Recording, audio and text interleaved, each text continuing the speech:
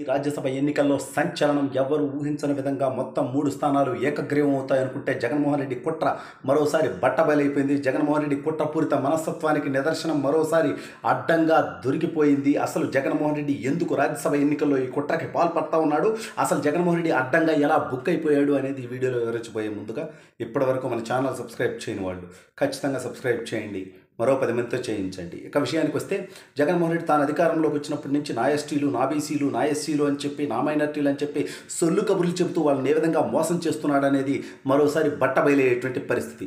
రాజ్యసభ ఎన్నికల సందర్భంగా తెలుగుదేశం పార్టీకి సరిపోను బలం లేదు కాబట్టి 3కు 3 స్థానాలు తానే గెలుస్తాను అనేటువంటి పరిస్థితుల్లో కూడా జగన్మోహన్ రెడ్డి యొక్క నీచమైనటువంటి కుట్రపూరితమైనటువంటి మనస్తత్వం బయటపడిపోయింది. 2 స్థానాలు, ఒకటి వాళ్ళ సొంత బాబాయ్ వైవి సుబ్బారెడ్డి 4 సంవత్సరాలు టీటీడీ చైర్మన్గా చేశాడు, ఇప్పుడు కూడా ఒక రీజనల్ కోఆర్డినేటర్గా ఉన్నాడు. మరొక వ్యక్తి మేడా రఘునాథ్ రెడ్డి, అతను కూడా జగన్మోహన్ రెడ్డి సామాజిక వర్గానికి సంబంధించినటువంటి వ్యక్తి.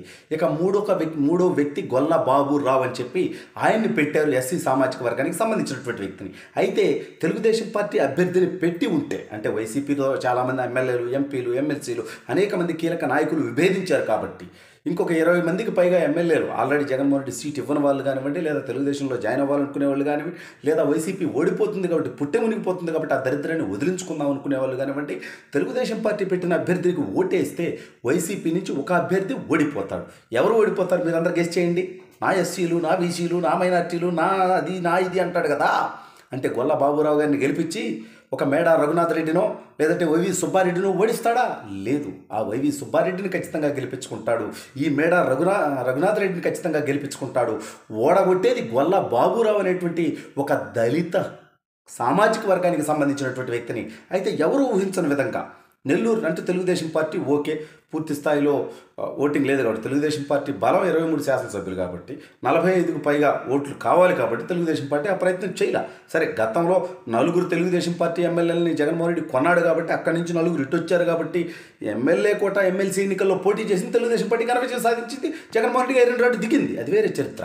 అయితే ఇప్పుడు రాజ్యసభ ఎన్నికల్లో 45కు పైగా ఓట్లు కావాలి, ఎమ్మెల్యేలు కావాలి, ఇలా అవి లేవు కాబట్టి తెలుగుదేశం పార్టీ పోటీ పెట్టాల. ఇంకేముంది, ఏకగ్రీవం అవుతుంది అని చెప్పి అందరూ అనుకున్నారు.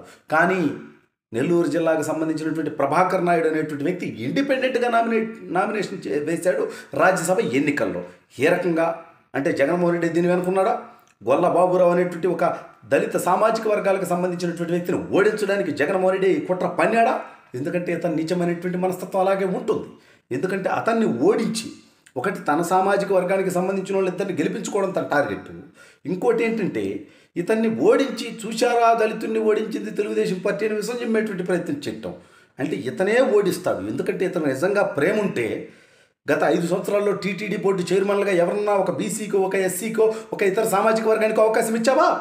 4 సంవత్సరాలు నీ బాబాయ్ వైవి సుబ్బారెడ్డికి, ఇప్పుడు నీ పార్టీ ఎమ్మెల్యే కరుణాకర్ రెడ్డికి నువ్వు అవకాశం ఇచ్చుకున్నటువంటి పరిస్థితి. అదేవిధంగా ఏపీఐసీ చైర్మన్గా రోజా రెడ్డికి, ఆ తర్వాత గోవింద రెడ్డికి ఇచ్చావు. తెలుగుదేశం పార్టీ ఎవరికి ఇచ్చింది? ఒక కాపుకి ఇచ్చింది, ఒక బీసీకి ఇచ్చింది. అదేవిధంగా టీటీడీ చైర్మన్ విషయంలో కానివ్వండి, అనేక రకాలైనటువంటి విషయంలో వాళ్ళ జగన్మోహన్ రెడ్డి యొక్క కుట్రపూరిత మనస్తత్వం వాళ్ళ రాజ్యసభ ఎన్నికల్లో బయటపడేటువంటి పరిస్థితి. సరే, మొన్న దాకా కొన్ని రూమర్స్ వచ్చాయి, భారతీయ జనతా పార్టీ కూడా పోటీ చేస్తుంది రాజ్యసభ ఎన్నికల్లో, జగన్మోహన్ రెడ్డి ఖచ్చితంగా భయపడి వెనక్కి పారిపోతాడు. ఎందుకంటే వాళ్ళను ఓడించేటువంటి ధైర్యం చేయడు కదా. ఎందుకంటే జగన్మోహన్ రెడ్డి డిక్కీ కింద 32 కేసులు ఉన్నాయి, 11 సిబిఐ ఈడీ ఛార్జ్ షీట్లు ఉన్నాయి జగన్మోహన్ రెడ్డి కింద. పైగా కొత్త కేసులు ఉన్నాయి అనేకం, దోచుకున్నటువంటి దోపిడీల దగ్గర నుంచి బాబాయిని వేసుకున్నటువంటి కేసు ఇంకోటి ఉండే సరికొత్తగా. వీటన్నిటి నేపథ్యంలో జగన్మోహన్ రెడ్డి భారతీయ జనతా పార్టీ పోటీ చేస్తే తప్పుకుంటాడు, ఒక అభ్యర్థిని ఓడించుకుంటాడు తానే అనేటువంటి టాక్ కూడా వచ్చింది. ఆ అభ్యర్థి కూడా ఈ ఎస్సీ సామాజిక వర్గానికి సంబంధించినటువంటి వ్యక్తిని ఓడిస్తాడు, ఆ నిందను మళ్ళీ ఇతరుల మీద మోపేటువంటి ప్రయత్నం చేస్తాడు జగన్మోహన్ రెడ్డి. నిజంగా జగన్మోహన్ రెడ్డికి బీసీల పట్ల, ఎస్సీల పట్ల, ఎస్టీల పట్ల, మైనారిటీల పట్ల తనకు గనక అభిమానం, గౌరవం నిజంగా ఉంటే 3 రాజ్యసభ స్థానాలు ఒకటి ఎస్సీకి, ఒకటి ఎస్టీకి, ఒకటి మైనారిటీకి ఇచ్చేటువంటి ప్రయత్నం జగన్మోహన్ రెడ్డి ఎందుకు చేయలేకపోయాడు? అంటే ఎన్నికలు దగ్గరకు వస్తున్నాయి కాబట్టి తెలుగుదేశం పార్టీ పోటీ చేస్తుంది ఖచ్చితంగా అనేటువంటి ఉద్దేశంతో ఓడిపోయే ఒక్క సీట్ను మాత్రమే ఎస్సీకి ఇచ్చాడు. అది కూడా ఓడించారు చూసారా తెలుగుదేశం వాళ్ళు అని చెప్పి తెలుగుదేశం అకౌంట్లో వేయటానికి. కానీ చంద్రబాబు నాయుడు గారు సరైనటువంటి పూర్తి స్థాయి బలం లేనప్పుడు పోటీ చేయడం అనవసరం అని చెప్పి ఆయన ఒక నిర్ణయం తీసుకొని తెలుగుదేశం పార్టీ అభ్యర్థి లేకుండా చేయడం జరిగింది. ఆయన ఇప్పుడు ఏకగ్రీవం అవుతుందా? మరి ప్రభాకర్ నాయుడు ఎవరు? ఇతనికి సంతకాలు పెట్టినటువంటి ఎమ్మెల్యేలు ఎవరు 10 మంది ఆయన నామినేషన్ ఇవ్వడానికి? అసలు ఈ నామినేషన్ చెల్లుబాటు అవుతుందా లేదా తిరస్కరించడం జరుగుతుందా? దీంట్లో జగన్మోహన్ రెడ్డి కుట్ర ఏమన్నా ఉందా అనేటువంటిది వాళ్ళ రాష్ట్ర వ్యాప్తంగా చర్చ జరుగుతూ ఉంది. ఎందుకంటే జగన్మోహన్ రెడ్డి మొదటి నుంచి అంతే.